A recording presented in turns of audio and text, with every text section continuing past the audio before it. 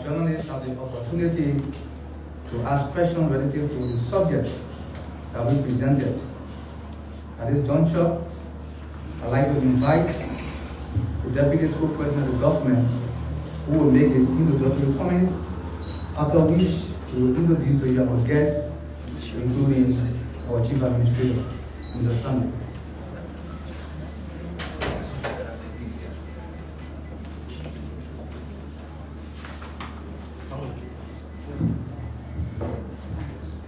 Good afternoon, members of the media. Good afternoon to our visiting guests. We, on behalf of the senior management team of the Ministry of Information, I'd like to welcome all of you to the historic Charles Bayer conference room. We have assembled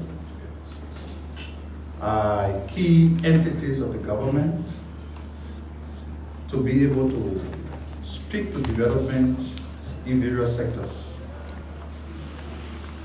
You may recall that a month or so ago, the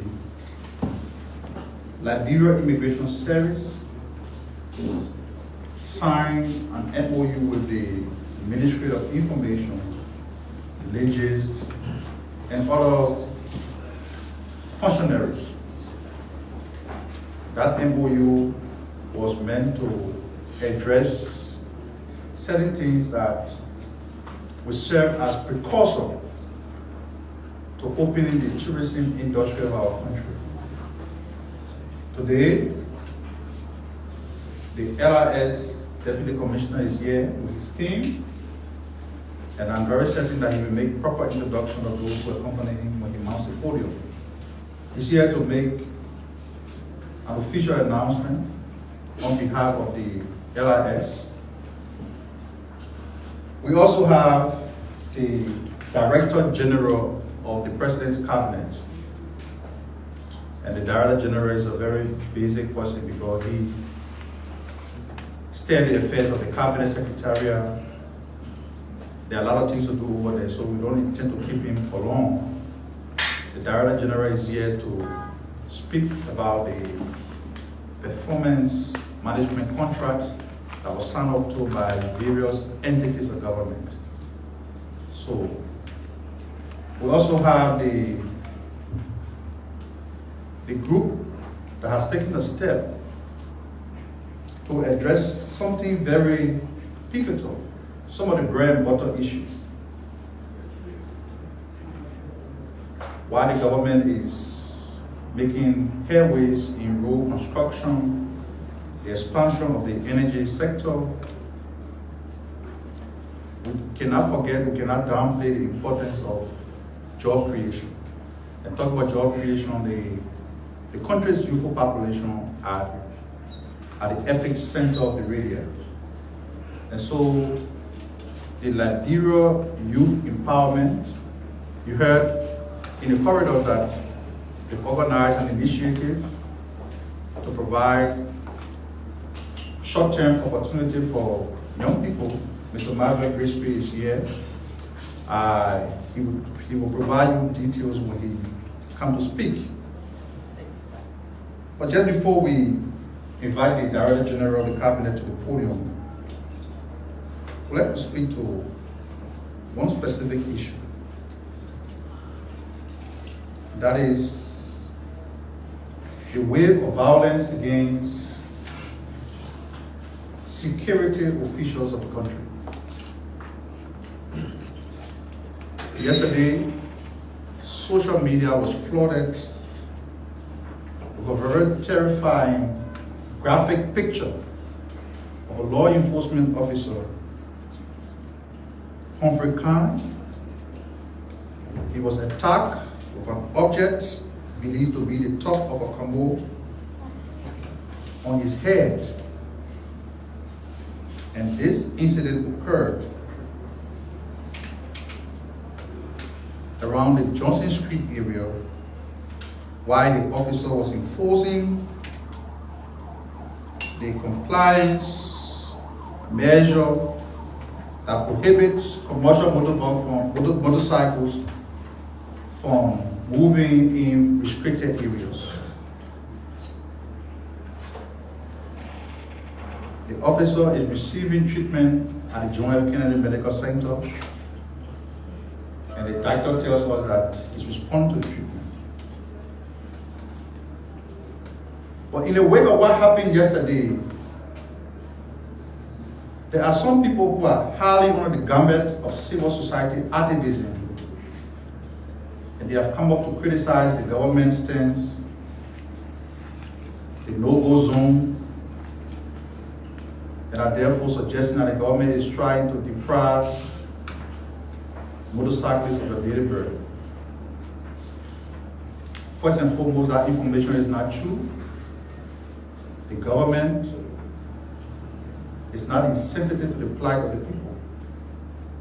The government will do everything it can to provide opportunities for Liberians, whether you are a motorcyclist, you are a keke rider, for you to make your daily living.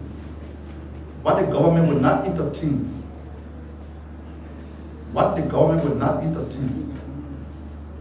is when people start to ascribe unto themselves the authority that they don't have.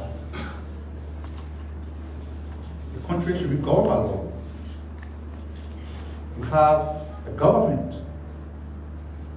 The government assesses the security situation, the vulnerability, the threats, and said, in the name of public safety, motorcycles are prohibited from flying in these areas. How does that restrict a motorcyclist from earning his daily living? So are you saying to us that a motorbike bought under the wrong essential motorfield? The rest of the city is there. You can go to Pinsville, you can go to Ballanfield, you can go to Cross, but you cannot move in these areas. What is wrong with that? And you are highly under the gamut of being a civil society activist. And you are misrepresenting the facts, distorting information, and inciting violence. We appreciate the role of people who want to be civil society activists. But when you say you are a civil society activist, be a civil society activist. If you want to be a politician, we treat you like a politician. Because some of the people who talking will know what they did to the country over the last 6 years. The government, the campaign, and Kerry Casket for came here and broke down every system that we are now trying to rebuild. You go to Ghana, you go to Rwanda, you say Rwanda is the cleanest city. Ghana is this, Arico is that. But when you come to your own country and they try to impose or enforce a simple restriction that will restore some sanctity and decency to your country, you try to play politics out of it. That is unacceptable. So whoever that civil society activist is, has to be reminded that we are a government who will take measures. That measure will be enforced. The police have moved to return the motorcycles that were impounded or arrested during the violent incident. That tells you that the police is good intention. For people to begin to raise their hand and become very violent against law enforcement officers. That law enforcement officers are Liberian citizens. The same rights you have got, the same right you have got. And even beyond that, it's a law enforcement officer. These are people who sacrifice. When everybody's sleeping, they are out there enforcing the law. And you brutalize, you wounded a police officer simply because he's doing the right thing. That is unacceptable. Most motorcyclists are not law unto themselves. The other day, the president and vice president of the Merged Federation of Motorcyclists and Tricycle Union came here We all heard what he said, that there are some politicians who are trying to infiltrate the ranks of the leadership of the group to threaten protests. And they were very emphatic that they have endorsed no form of protest. In spite of that, you came into the streets, you said you are presenting your petition to the legislature, to the U.S. Embassy, and to other partners, foreign embassies around the world. You did that. Why can't you engage constructively? You're inciting violence to the extent where law enforcement officers are being brutalized. The government will act by apprehending anybody who is found to be involved with that incident. We wish the officer well as he continues to seek medical attention at the JFK hospital, and I would like to encourage all other law enforcement officers to be more vigilant. They should not be deterred. The country has got a government, and the government has got a mandate to enforce the law governing this country. That being said, let me now invite the Director General of the Cabinet, Honorable Nathaniel Kwabo, to the microphone.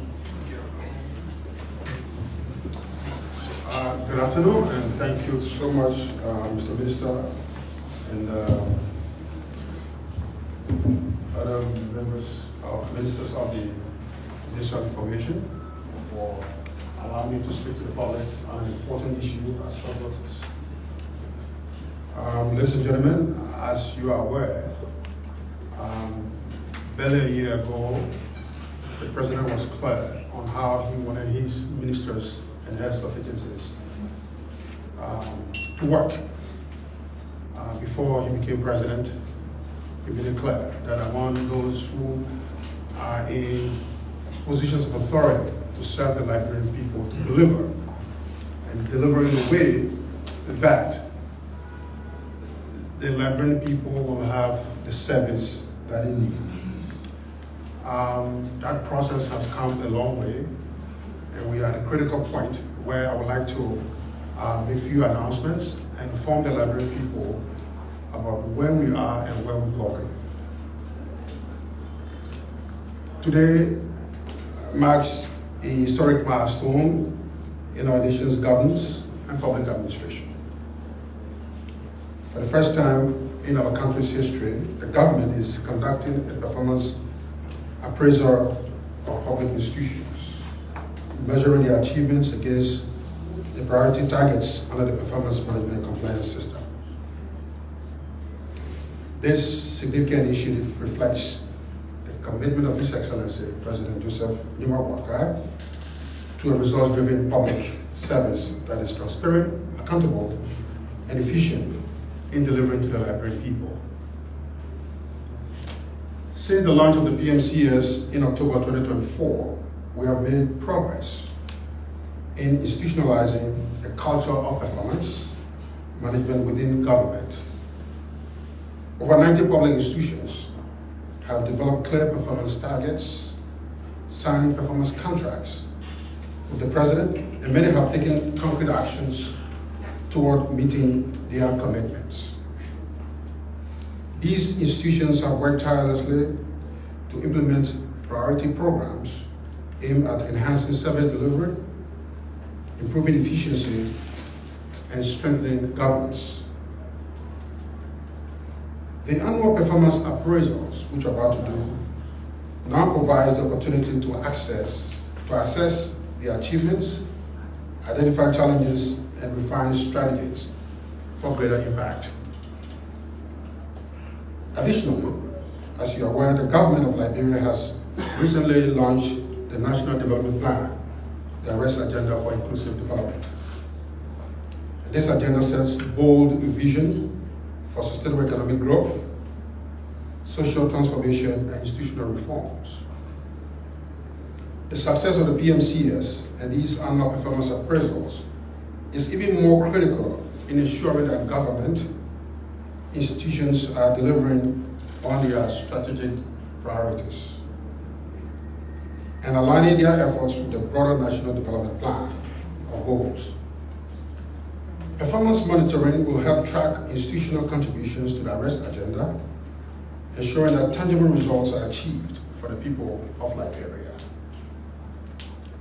For this PMCS cycle, the one that we're just appraising, the presidential priority targets focus on two key areas. One, the development and publication of Service Delivery Charter, the SDC, which ensures that institutions establish clear service commitment to the public, and the strengthening of internal systems, enhancing efficiency, accountability, and institutional capacity to effectively deliver quality services. Now, what are the key targets of the appraisal process, the key stages? On March 7, a few days ago, we issued the institutional self-assessment forms and guidelines to all institutions. On March 13 will be the deadline for institutions to submit their self-assessments detailing their performance against the targets that were set in the contract with the President. Between March 17 and 26, there will be independent verification and evaluation of these assessments, self-assessments, by the Central PMCS team to validate the institutional reports. And the Central PMCS team comprises of the secretariat, the cabinet secretariat, and the PMCS technical working group, which is an inter-ministerial group. On March 28th, there will be presentations of the final performance report to the President. And March 31st, public announcements of performance results and recognition of high-performing institutions. Ladies and gentlemen, it is important to note that this assessment does not evaluate the overall performance of institutions, but instead focuses exclusively on their progress towards the priority targets outlined under the PMCS and their performance contract with the President. Furthermore, this is not a one-time exercise. The PMCS operates on a cyclical basis, ensuring continuous improvement and institutional accountability. The 2025 cycles, which begins in April, will build on the experiences and lessons from this inaugural 2024 cycle, further strengthening performance tracking, data-driven decision-making, and service delivery effectiveness. Now, we urge all institutions to cooperate fully with this process, ensuring timely and accurate submission of their assessments. This is a presidential priority, and institutions are expected to demonstrate full commitment to transparency, accountability, and measurable impact of what they do. The Cabinet Secretariat and the PMCS Technical Working Group remain available to provide support and clarification as needed.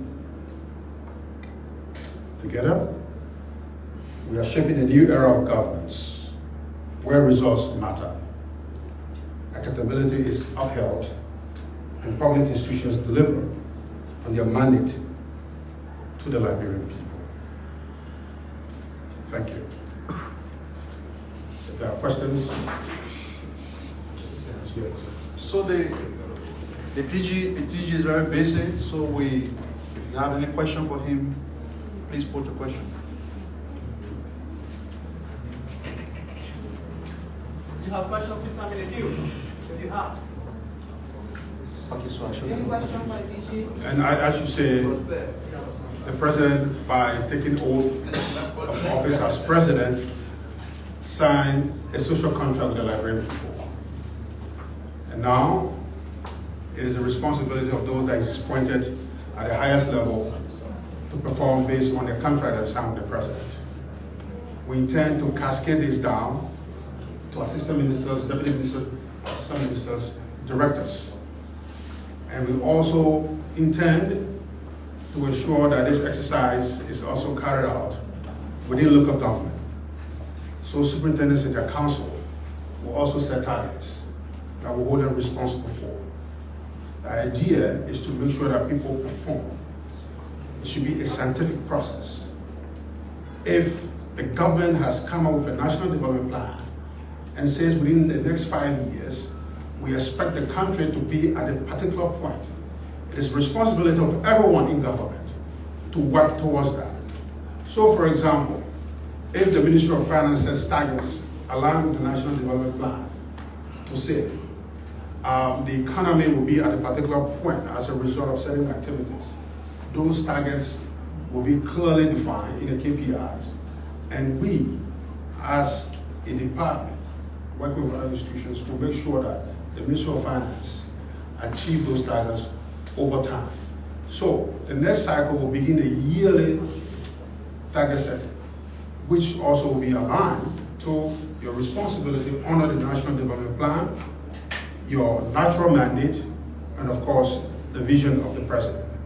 So people will be working in government clearly based on targets that are set to meet, targets that will deliver service to Liberian people.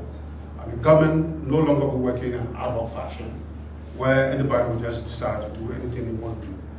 You must set targets to achieve the national goal, and those targets will be measured and will appraise you based on that as well. So the government is going to function in a quite effective way, unlike before. Thank you.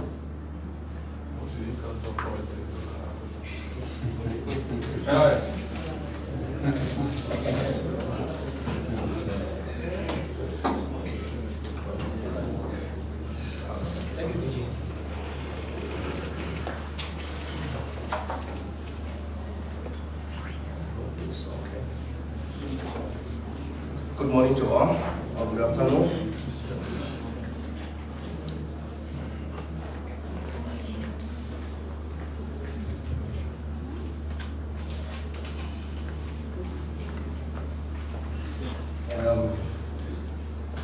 Honorable Deputy Minister and his team at the Ministry of Information,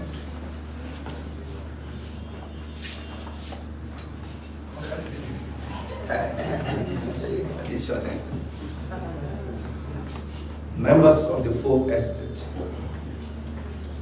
let me firstly introduce my team here from the Liberia Immigration Service and our partners before we can go in depth to inform the Liberian people, the alien community, as well as the international community, what we are here for today. Sitting on my left there is Honorable Kunduka Jaliba, Deputy Immigration Commissioner in charge of Corporation. Director Ibrahim Ahmed Dole is there, former Director of Press, now Director for Migration Management, Liberia Immigration Service. Director Joseph S. Hammer, he's our Director for Professional Standard. He investigates all matters pertaining to immigration and other people, as well as our expert in travel document analysis. Further is Madam Betty, our partner from Certain Zip Solution. Sis Cleo is there, as well as Mr. Ernest Barker. These are our partners. We have come today to inform the Liberian people where we are as it relates to the project we've undertaken some time ago, which is visa on arrival and re-entry permit. Almost a month ago, we should have launched this project, but we had some technical issues which we needed to work out before launching. all of these issues have been taken care of now. So we are ready to go. The visa on arrival project has been in the making for a very long period of time, since I've been with the Liberia Immigration Service. It is now this administration that is actualizing this project. Our people in the diaspora, as well as people who intend to visit Liberia on business venture or tourism venture, they do find it difficult to obtain visa to travel to Liberia because we have limited diplomatic missions around the world. On account of that, we, the government of Liberia, decided to launch this project so that it would make it much easier for people to access visa to travel to Liberia. This project we are launching, we will initially begin with people traveling through the Rufus International Airport or our air borders. As time marches on, then we'll be moving to our strategic land border to include the border, Ganta, Lovato, and the rest of the other places. And we believe that this project is in the interest of the government of Liberia, the security, as well as our international partners, because it made it much easier for them to access visa to travel to Liberia. And if Liberia is open to business as envisaged by the government of Liberia, we must ensure that we create the enabling condition that will not make it so difficult for people who have desire to come to Liberia. So that is why we have embarked upon this. It will also help us within the security sector to know who comes in, how you come in, and how you are here. Because since the founding of the Liberian Immigration Service, we have been dealing with a paper manual-based visa structure, which is very easy to do. But with this state-of-the-art technology, we know that it is going to be impossible. And it will help government, as I indicated, to also raise more revenue. It will have a positive side, increased revenue. So as we march forward during the question and answer period, our expert on international document analysis, Joseph Hammond, will be presenting to you the specimen of what we are talking about, as well as our partners who will be side by us to answer some of those questions that you will be asking, those things you need to know. And beyond here, we want to encourage you to reach out to us so that you can help us spread this information and you will get to know more of what we want to do in the interest of Liberia. We say thank you.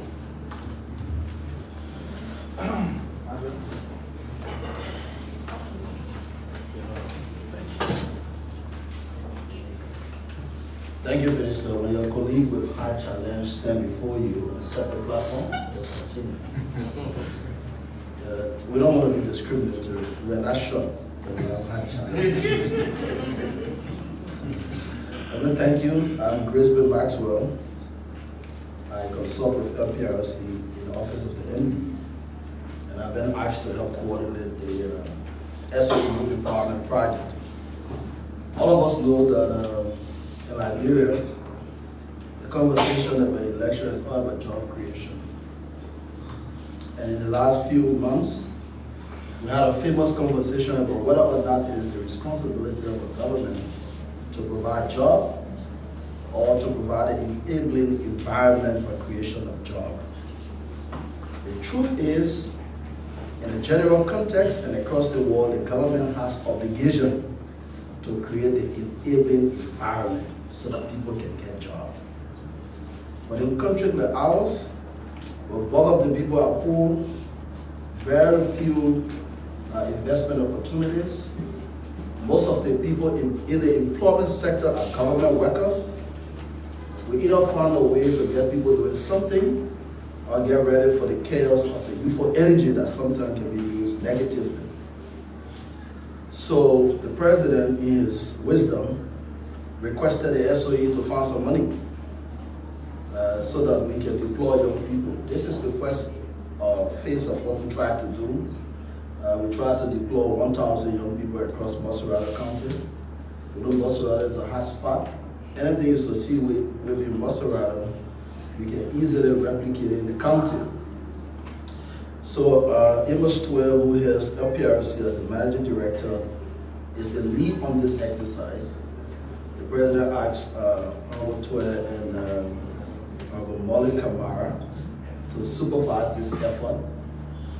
And I've been asked to lead the technical work in getting the young people recruited, getting the young people deployed, and getting the young people to be paid. My wife asked me, why do you want to do this? You're not young anymore, you're getting older. But even though I'm getting older, but I think the energy is still there to help solve this challenge. And the biggest crisis we had, Minister, was recruiting these young people. So for 1 week between February 21st and 28th, we sent out publication for people to apply to either be supervisor or volunteer. In 1 week, we used all of the available local medias and our websites. We got 8,645 applications just for 1,000 people. And that was the one that came before the deadline, February 28th. The ones after the deadline were more than 2,000. So you see, there is a demand. And interestingly, for community service work, because most of the SOEs are so overcrowded. LPRC used to have a staff strength of less than 200, just under a decade ago. Today, LPRC has a staff strength, staff and contractors of 900. The wage bill has become so high. The government cannot move to say they will downsize people because there are too many people employed. That's the same case with NPA and most of these institutions. So if you say you want to downsize, you increase hardship. And there's not enough room to do more employment. Because you keep employing, you get 3 persons in one office doing Zuma and playing Facebook and making very low impact. You have about 3-4 people doing the same job. So this idea is intended to have young people serve their community for a few hours in the day and still get money to take care of themselves. If you're in the market, for instance, you will be somebody selling in the market, you know, and the little bit of people you're selling, the money is not enough to keep your kid in school.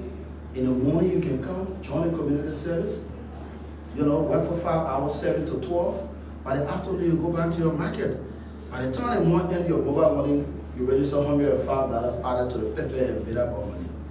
So we found a way to make sure people have means to get money. We believe it's a good exercise. We just could not take the over 8,600. The president, when he got this news, he thought we should have taken the 8,600, but the initial funding we received for money directly from SOEs, we requested that they contribute a minimum of 30,000 each of the institution. So there are 7 institutions. Our account should register 210,000. So you know it's small. The monthly compensation for the volunteers are 94,000. You run that by 2, the money already finished. Then we have to get logistics. We have to support the cities with fuel and everything else. So we are lobbying to have a little more money. The exercise is going to be for 2 months initially. We are developing a comprehensive package for the second half of the budget year. Some of the people in the Senate who are on that call now, they've asked us to see whether they can have some line in the budget so that at least 5,000 young people across the country can get to work in the second half of the budget year. I think this inspires hopes in the young people across the country. We're very excited about it. Everyone cannot be a minister at the same time. I used to be head of an institution before. Today I'm coordinating youth work. I feel very excited about it because it's more of an impact than the title. At the end of the day, you will be judged according to the impact you make, not the title you hold. There are 1,000 families today going to bed because I'm throwing something that before the 31st of this month, they will get something to feed their kids. For me, that's the passion that drives us into public service. So we're excited to do this. We'll be available for your questions. I want to thank the Ministry of Information for giving us this platform. Over the next few weeks, we want to do more work in Little Talking. For the first few days, our concentration has been the cemetery. Those of you in Central Peru, if you were to go to Pine Grove now, it's been like, I don't know, more than 150 of our citizens are living in the cemetery. They have their homes, they are born kids. You cannot even access it because of the stockpile of garbage. But these young people are volunteering to have it clean. From here, we went there, we're very grateful. We want to say thank you to them. Those of you living in Pinsville, the Tupper Cemetery, if you go there down, there's a whole stockpile of garbage coming out of the cemetery. We'll try to clear it tonight. You will see more death in the community these few days. It's not because the death are increasing, it's because we are cleaning and compiling. So we have them cleared. We need to find more money to get fuel, to get trucks to clear them. But we are excited about what we are doing, especially at a time when money to health sector has reduced. You can't afford to have an outbreak. So we believe the intervention is timely. We keep the community clean. We put money in people's pocket, and then we can multiply happiness. We want to thank you, Mr. Minister. We'll be available for questions. Thank you.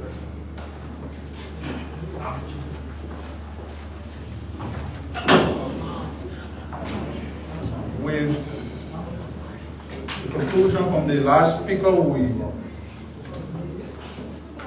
will entertain questions. Family. Let's take the questions. The guests are willing to respond to your questions.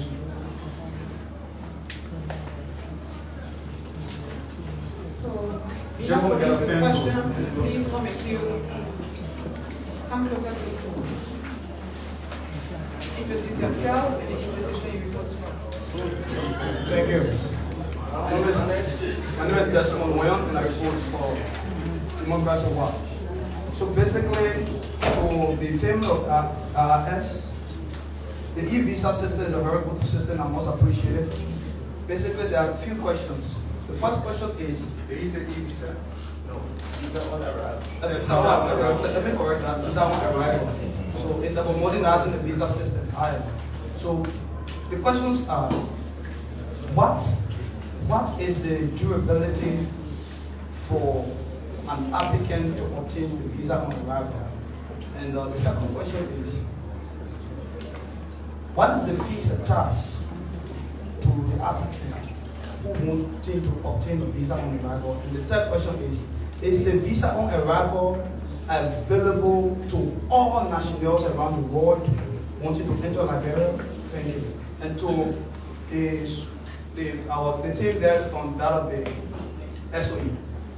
You emphasize on job creation for young people to get a job, and it's important for young people to be employed and giving them hope. The project in which you're talking about is 2 months, as you said, and it's a short-term project. Is there any sustainability plan for Liberians, young people who are going to get employed, that after working for 2 months, then they will not go back to a state of hopelessness or being jobless? And the committee that was set up, is there any way possible you have recruited additional members on the committee, or it is just those who are being empowered by the president? If you have employed people on the committee, what is that targeted budget for this project? Thank you. Thank you. My name is Mano Mopolu. So my question goes to Minister Simon. The issue of the border ban, you spoke about it. From the outset, we saw motorcycling, hitting or causing booze in the country. It was not good. And the next time we saw, security apparatus fighting. And this come around, we've seen that an officer has been hurt. And then you, the representation of the government, you literally crying.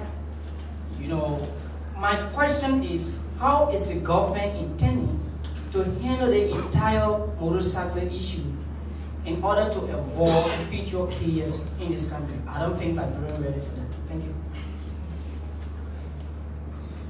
Good afternoon. My name is Ishmael Logan. I work for Punch Radio Liberia. I have a few concerns.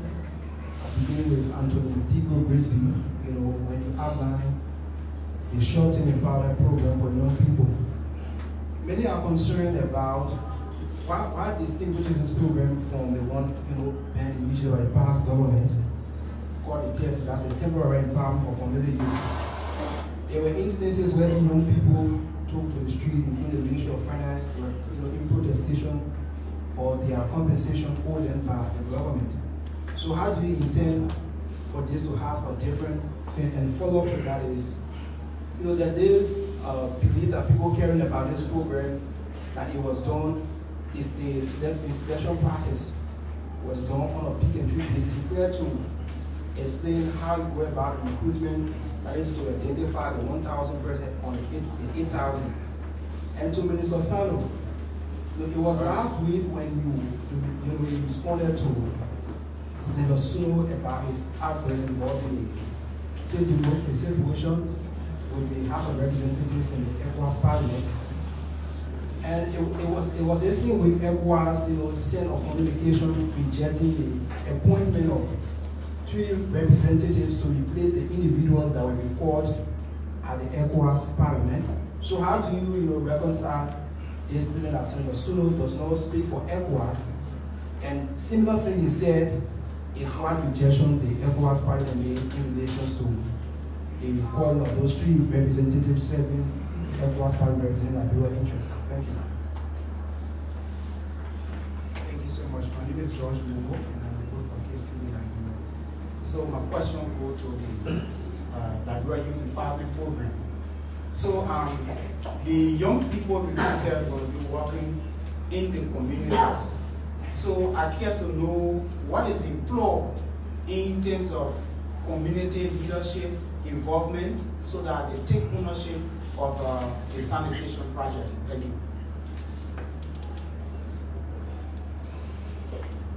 My name is Joseph Sadi, and I report for contact to the SOEs. We've been in this process before from Madam Mary Prof, and we saw what went on in this country. What are you doing different for the mistakes that were made by Madam Bro, for similar mistakes not to be made through your intervention? And to the list boss, there are reports in the corridor that immigration officers are buying uniforms outside. Do you care to respond to that? And the last time I visited the border between Liberia and Kenya, most of the immigration officers were crying on logistics and support. Do you care to throw light on that also? I'm Samuel Johnson, and my question is directed to Deputy Minister Daniel Sanders. You talk about violence. I think just a day or two, there was an arson or alleged arson attack for the 3rd time on the Salada Bobo plantation, placed there in one county, along Makili.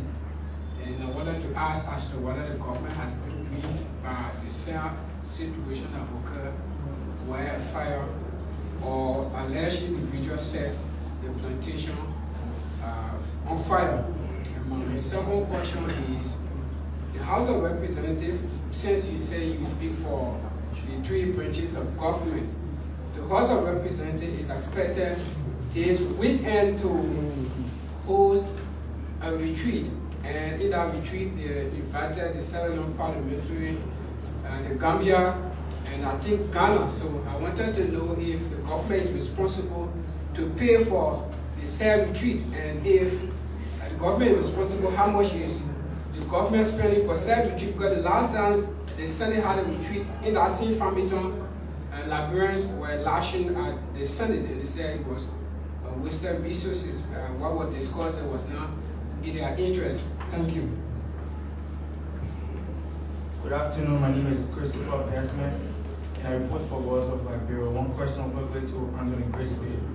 Well, currently there's a youth empowerment ongoing across the country under the Realize project. I've been doing some investigative report to some of these slum community, particularly in the Garland Township, the Bourgeois Island Bill, and some of these community dwellers have been complaining that when it comes to the memorandum on the Realize project, has been, doing some charity deals with them because they promised to give them a certificate and that of citizen ID card. Now, where are we with the government with this youth empowerment program in terms of they start paying? Because some of them are also saying that what is ongoing right now with the BLR project, they don't want to have this as a reflection from the government. So what will be the benefit of some of the participants when it comes to the youth empowerment program? And what is it the government is now also working along with the Realize projects at least to enhance and bring more people on board, to make this a quality and a long-lasting project. Thank you, those are all the questions. Got a question? Deputy Commissioner? Respond? Okay. So if you got any member of the team who would help you respond to the question? How many questions you got? So 5. You got 5? Okay. You got a question? Yes. Then you respond. Thank you very much. So I see that. Go close to the back. Thank you very much.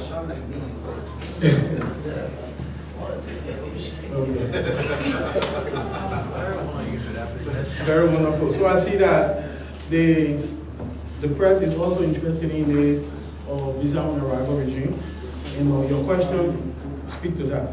The first thing you want to know is the fee of the visa. You want to know the duration. How long does it take for one to have the visa? And the next thing is you want to know the countries that are eligible. Before I answer the question, can I be able to do this? Before now, like the Honorable Commissioner acting said, we used to have this regular visa on a very big flying sheet. Now what we have now is a visa sticker, which is the visa on arrival in the re-entry permit card. This is not a regular paper. We have 3 kinds of paper. We have the commercial paper, we have the recycled paper, and then we have the security paper. What will happen is this paper is very durable and it becomes optically dead under the UV light. The UV light is the ultraviolet light. You're not going to see it because this place is very, very bright. So if you use the UV light on this document, for instance, you will realize that the security features that are hidden within this document are going to become visible. Like for example, we have the UV ink, which is the ultraviolet ink. We have the security fibers. Fibers are tiny hair-like substances that are placed within the security paper at random during the manufacturing process. It is an anti-capping measure. Now, if you look at the visa as you're seeing it right now, you will see that this side is greenish, the one is bluish and is green. So that is called the rainbow print. And within the rainbow print, we also have the offset printing technique. The offset printing technique is a detailed, intricate design that is anti-capping. So it is almost impossible to simulate the offset printing technique. One thing we achieve is the fact that, most of you, when you have your US dollar, the first thing you want to look at is the lower corner, where you have the 50, and it's going to be changing color, right? So we have it here also. So if you look at this tab, we have what we call the optical variable ink. Now this optical variable ink is a kind of ink that will change color. It will turn yellowish, bluish. It's going to be constantly changing based on the different angle you view it from. It is impossible to simulate.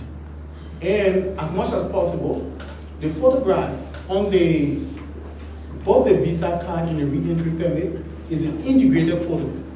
The reason for the integrated photo and not the conventional photo is because we want to prevent photo substitution.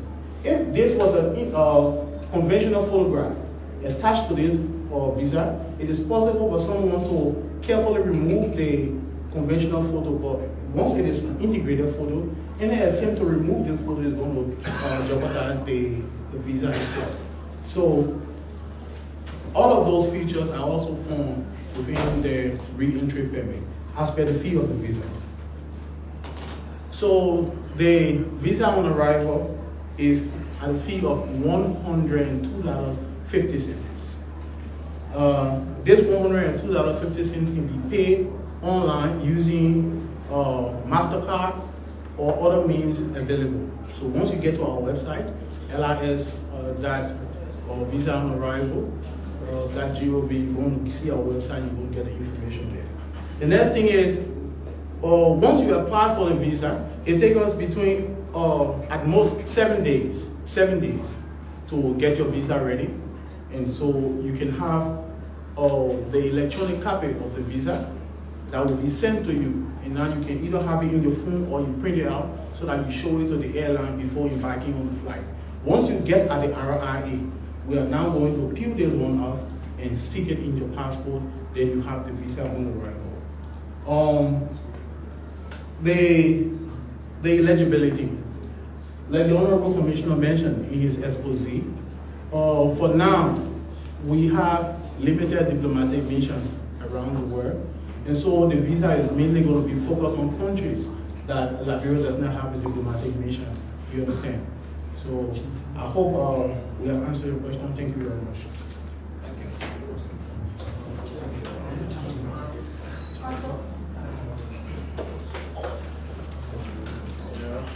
I told the commissioner.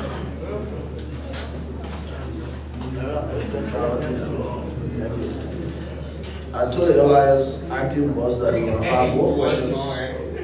But then you gave me 8 questions. So just quickly. First, we had a question. We wanted to know the budget. The original idea of this project was to provide support every July and December for young people. You know, SOE, our role of focus, when young people get money at the peak season. But what we have seen, and with the mandate of the president, we are now looking beyond that period. So the initial budget was $210,000 to do 1,200 people for a month. That was the initial budget, and we can share with you on social media. There's nothing to hide in it. As it is now, we're moving to 2 months. The budget is around $320,000. Like I said to you, none of us, I'm not paid on the project. I'm paid by LPRC as a consultant in the Endee office. So I don't get paid for this program. I'm seconded to coordinate this exercise. If the project had to pay me, they would pay me at least $60,000. So the government saving that money for me to do pro bono as head of secretariat on this project. Most of the money we're putting, like I said, $94,000 per month for the payment to supervisors and volunteers. You run that by 2, it's already around almost 190. The rest of it we have to get fuel, like I said, for the Rufus City, Rufus City, Pittsburgh City. We have to get logistics. You have the time after a year, go to Palm Grove, go to some of the cemetery. It's not the Zobo cleaning them. Our young people from the community are doing a wonderful job. So the budget, like I said, is on $320, and most of the money goes towards paying volunteers, getting tools, and buying fuel for the cities. We can share that budget publicly. The project will be on 2 months. Yes, it's a national government decision. The president has intimated to my boss, Endee that he intends to continue. I didn't talk to the president. He didn't tell me that. But he told my boss he believes it's a good idea that he wants to continue. He thinks the friends in the diaspora and the business partners should put money in it. He has started sending calls out to the legislature already to have them consider, a long-term intervention. So yes, there is indeed a commitment for continuation. And this time we'll not be talking 1,000 again. We'll be talking anywhere between 5,000 and above. Then have you recruited other people to work on the secretariat? And not only so government people, that question was interesting. So the secretariat, we have multiple agencies implementing, and all of the people on the secretariat were seconded by their institutions, so we don't pay. We have a technical person for MCC who is paid by MCC. We have another technician from PCC paid by PCC, so the project will not pay secretariat people. You work free of charge, you get paid by your entity. However, we have supervisors, 47. I can share the list with you. They are all people we are recruited to help us on the field. They are the ones doing the work.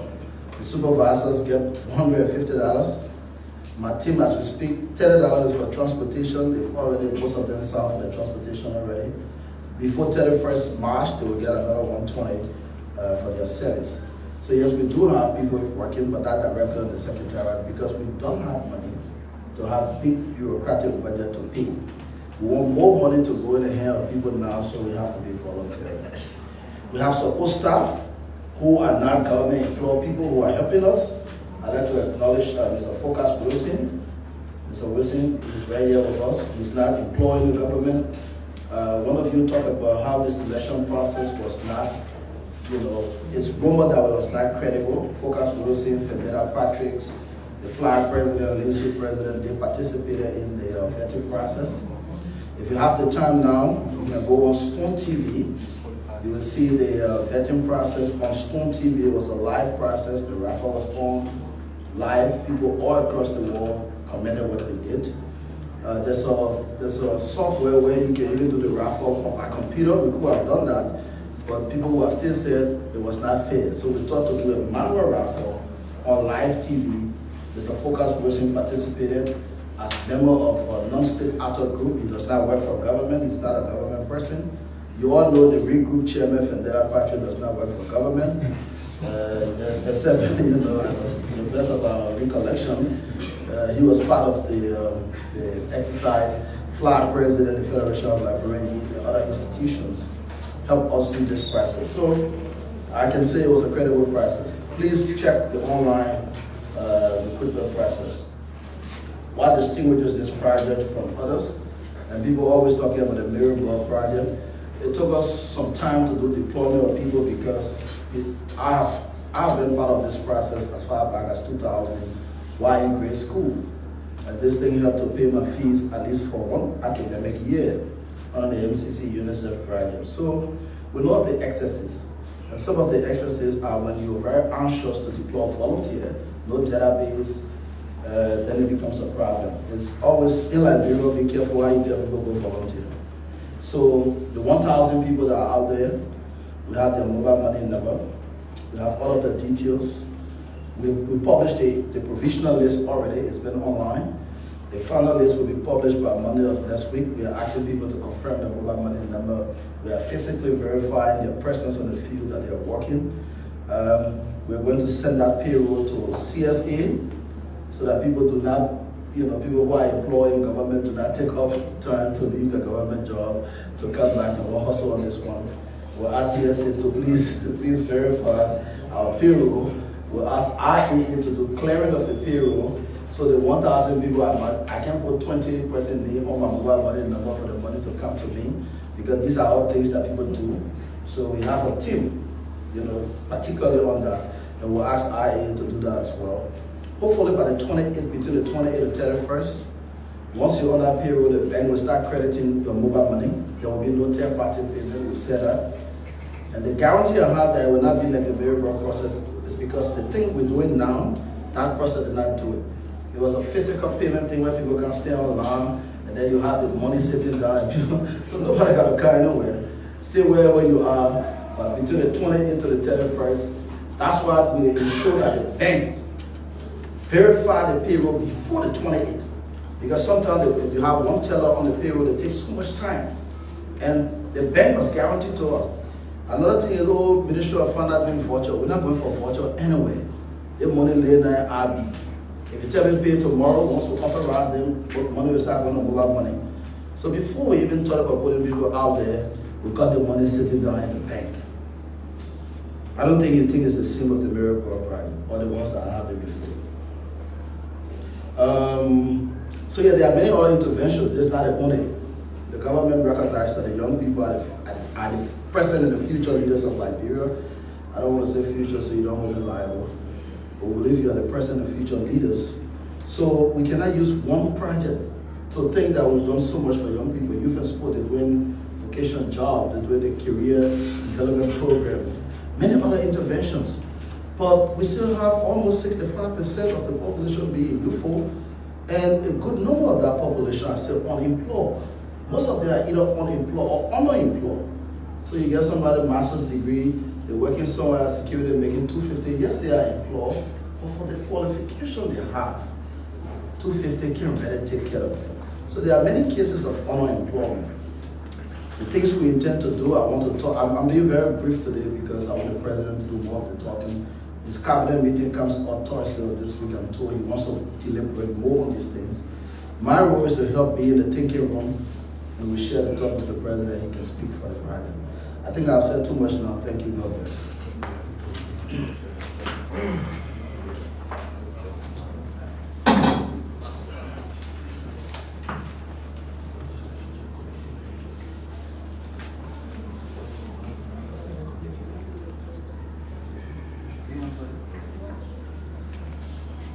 Somebody asked whether the communities are involved. Also, I skipped that one. Okay, so just quickly, and thanks for reminding me of that. So you realize that we you know, where we come from, we are very careful with boundaries. So the communities are in cities, and because this is the first phase, we couldn't leave from our boundary to move into the community. So we work with the city corporation. And the city corporation have the wards in town, so they do the engagement with the community. So we are not, as a secretary, we are not doing direct engagement. However, the city corporation at the local level, they've engaged all of the communities and township to the extent that some of the people seconded to do administrative supervision are people working either at township, you know, like for instance, West Point, Gowland, Gandalsville. So most of the township commissioner, I know you talk about community, we're not able to do every community as a secretary. We ask the local government to help us do that. However, we are open to recommendations, but we just wanted to make sure we keep the boundary so that we don't have to go too much into local government administration. Thank you.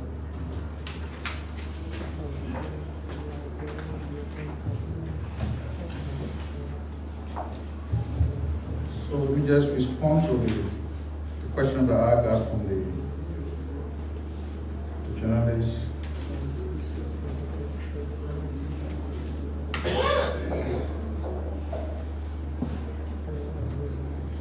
So somebody asked whether the government of Liberia is funding the upcoming retreat of the House of Representatives. Is the House of Representatives not part of the government? Or we are not trying to redefine what constitutes the government? The government comprises three branches: the judiciary, the legislature, and the executive. So I don't know what to say to you, but if the House of Representatives is conducting a retreat, they are part of the government.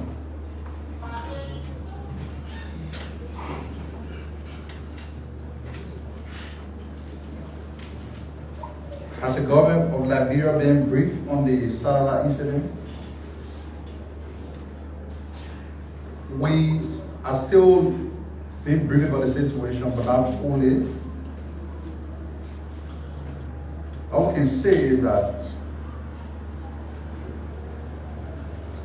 the trend of violence in the country will only do one thing. Will drive away investors. When the investors go away, government can employ everybody. One of the major problems the country is now facing is unemployment. Don't forget, the Salala Rural Corporation was greeted with violent protests at the close of last year. That protest almost led to the death of the owner of the company. And out of fear for their life, they shut down the company and they left. Jetty, who has been here for ages, rescued that situation. But what you need to do is this. when the Satellite Road Corporation, after the protest, made a decision to shut down, about 1,900 jobs were about to be lost. Chetty made an intervention, bought the company, and saved those 1,900 jobs. Today, there are reports of another incident. You are simply telling the outside world you don't need help. That your condition is okay, because those who want to come in the country, the president is the chief salesman of the country, he's going out there, the immigration, making sure visa on arrival for everybody who want to come to Liberia. And then the place where the government is trying to make an attractive destination is a place where citizens can take Kamotap and bust a policeman in. The place where when workers in the company get angry, they go and shut down the company, burn it down. You are not helping the situation. So we are still gathering details from the Satellite incident, and hopefully on Thursday this week we will provide that update to the public, because before we speak to these things in detail, we must have been able to establish contact with the authorities at that entity to know what is obtaining. ECWAS refused to accept the nomination of the House of Representatives, and therefore, what you need to know is this: ECWAS is a regional body. Liberia is a member of ECWAS. What I said the other day was that the action by the head of delegation to the ECWAS parliament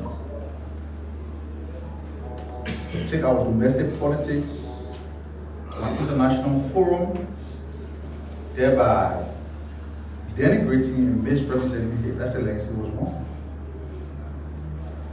He is not a spokesperson of the ECWAS parliament. If they have an issue in Liberia, they should be able to speak. And I also said that he has overstayed the ECWAS parliament, so his argument has become redundant. There's a reason why people need to be rotated. Yahoo wasn't staying at ECWAS over 10, 15 years, and they think that there's some authority over themselves. The Liberian government will decide who represents the legislature at that forum. They will decide, Liberia will decide who represents who at ECWAS parliament. And that power is vested in the legislature. Nobody can do that.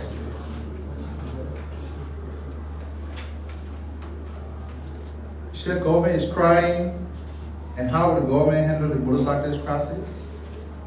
Government is not crying. What we are doing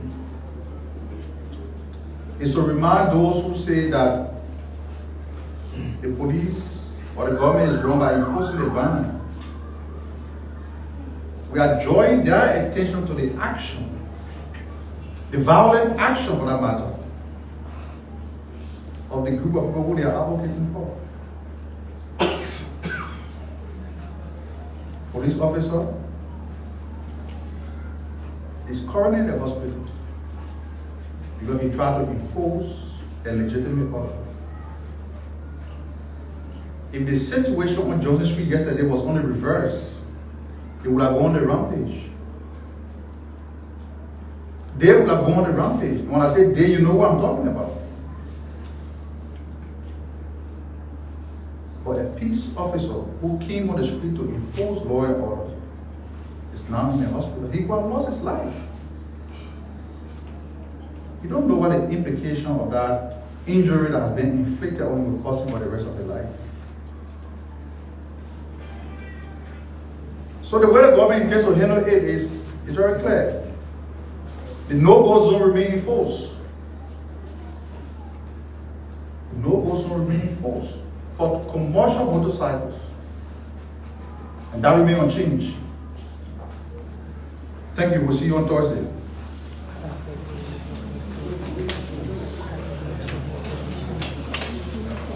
Can we